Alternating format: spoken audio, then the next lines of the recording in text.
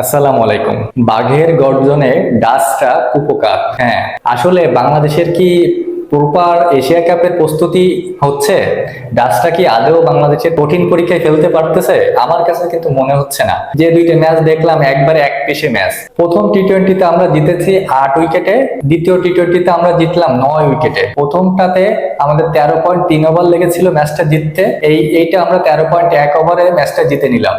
তার মানে আমাদের ডাচরা পরীক্ষা নিতেই পারতেছে না। এখন কেমন জানি মনে হচ্ছে যেন ডাচদের থেকে আমরা অনেক অনেক লেভেলের টিম। তো আমাদের ব্যাটাররা বলাররা সবাই দুর্দান্ত ফর্মে আছেন বা দুর্দান্ত খেলতেছেন, তবে এই ফর্মটা কি এশিয়া কাপে দেখাইতে পারবে, এটাই আসল বিষয়। কিন্তু তার আগে এই যে ম্যাচটা হলো, এই ম্যাচে আসলে একবারে চেপে ধরেছে বাংলাদেশ। একবারে বলবো যে একবারে এক পেশে ম্যাচ হয়েছে।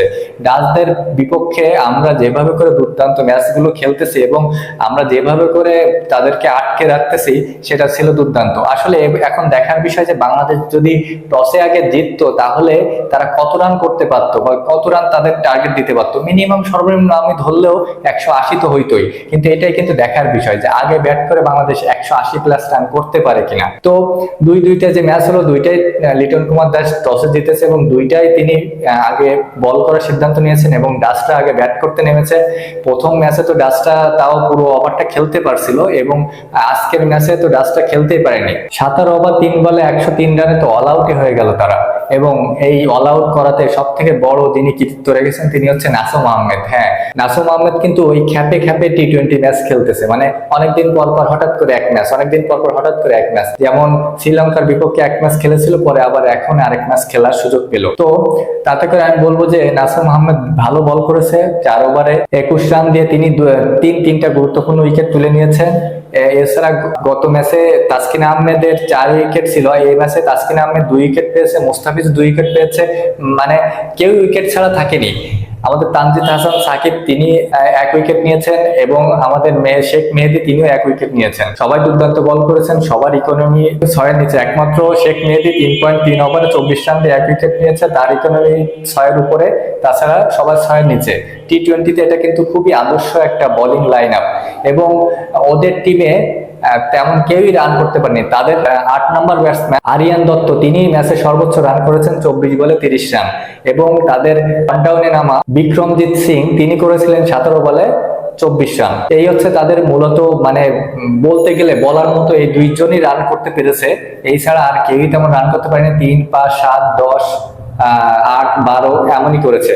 এবং ব্যাট করতে নেমে আমাদের ওপেনাররা ভালো শুরু করেছে এবং আগের দিনের মতো ঝড়ো শুরু করেছিল ইমন।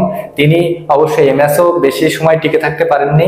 21 বলে 23 রানে ছোট একটা কেমিও খেলছে, কিন্তু তার ছোট কিছু বাউন্ডারি কিন্তু আমরা দেখতে পেরেছি। এবং এছাড়া আমাদের আরেকজন ওপেনার তানজিদ তামিম, তিনি কিন্তু দুর্দান্তভাবে 50 তুলে নিয়েছেন এবং তিনি এই ম্যাচে কিন্তু ওপেনিং এ নেমে ম্যাচটা শেষ করে এসেছেন তানজিদ তামিম। 40 বলে 54 রানের দারুণ একটা ইনিংস খেলেছেন এবং তিনি, তার বাউন্ডারি গুলো ছিল দুর্দান্ত, চোখে লেগে থাকার মতো।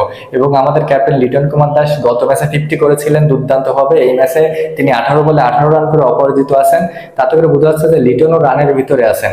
এবং আরেকটা মূলত মেন জিনিস যেটা দেখার ছিল, যে এই ম্যাচেও সাইফ হাসান কত, মানে কেমন খেলেন এই ম্যাচেও, তিনি কি ভালো খেলতে পারেন কিনা, সেটা কিন্তু একটা গুরুত্বপূর্ণ দেখার বিষয় ছিল। তবে সাইফ হাসান এই ম্যাচে বল হাতে নেওয়ার সুযোগ পাননি। অন্য বলাররা এত দারুণ বল করতেছিল, যেভাবে ব্রেক থ্রু এনে দিচ্ছিল লিটনকে, তাতে করে সাইফ হাসান বল করার সুযোগ পাননি এবং ব্যাটে নামারও সুযোগ পাননি। এবং বাকি যারা আছে তারা তো নামতেই পারেননি। এছাড়া গত ম্যাচেও নামতে পারেনি, এই ম্যাচেও নামতে পারলো না। তার মানে আমি বলতে পারি যে ডাচরা আমাদের মোটে পরীক্ষা নিতেই পারেননি। তাদের বোলাররাও উদুম কেলানি খেয়েছেন, মাত্র একটা উইকেট মাত্র পড়েছে আমাদের। তার মানে বুঝতেই পারতেছেন আমরা কতটা ডমিনেট করে খেলেছি। আসলে তারা বাঘের খাঁচায় এসে আসলে বিড়ালের মতো ম্যাও ম্যাও করতেছে। যাই হোক, বাংলাদেশের সামনের লক্ষ্য এশিয়া কাপ। এবং আপনি কি মনে করেন এশিয়া কাপে কেমন করবে বাংলাদেশ, অবশ্যই জানাবেন। এবং আজকের ম্যাচে আপনার কাছে কার ইনিংসটা এবং কার বলারটা বেশি ভালো লাগছে, অবশ্যই জানাবেন। ভালো লাগলে পাশে থাকবেন। ধন্যবাদ।